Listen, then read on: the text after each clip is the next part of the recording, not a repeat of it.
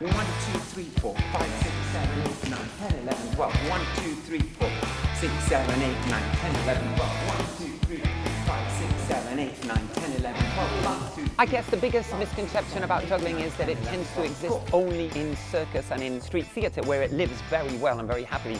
But the misconception is what a rich art form it is. Sean Gandini is helping to take juggling out of the circus. Okay, let me go a little bit lower. Is that better? 1, 2, 3. And into one of the most prestigious venues in the world. He leads a troupe of jugglers who perform at the Metropolitan Opera House in New York. They're part of a new production called Akhnaten. Written by the composer Philip Glass, Akhnaten tells the story of an ancient Egyptian pharaoh.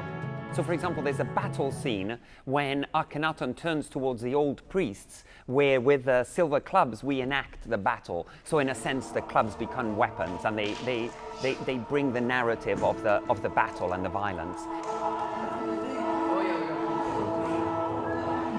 And it turns out juggling may have originated in ancient Egypt. The first recorded images of juggling, they're on a tomb, the tomb of Bin Hassan, and it's 3 women, and they have this position, and they have a drawing of 3 balls above their hands.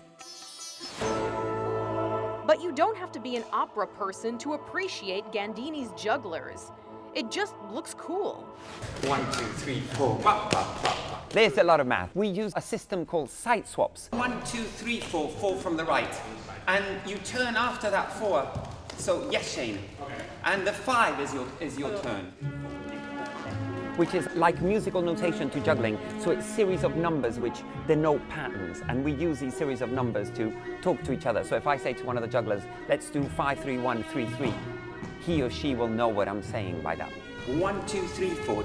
How did Gandini get his start? So I was a magician when I was a little kid. I used to love magic, and I used to love clowning, and somehow I went from magic into juggling. When I was maybe 17, 18, I saw somebody juggling 5 balls, and I could juggle 4, and I thought, I have to learn that. I have to learn 5. It was like imperative. I thought I would die if I didn't learn to juggle 5 balls. And then for a few years, I think I was very unsociable and just juggled in a room.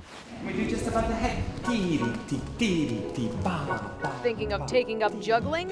Gandini recommends it.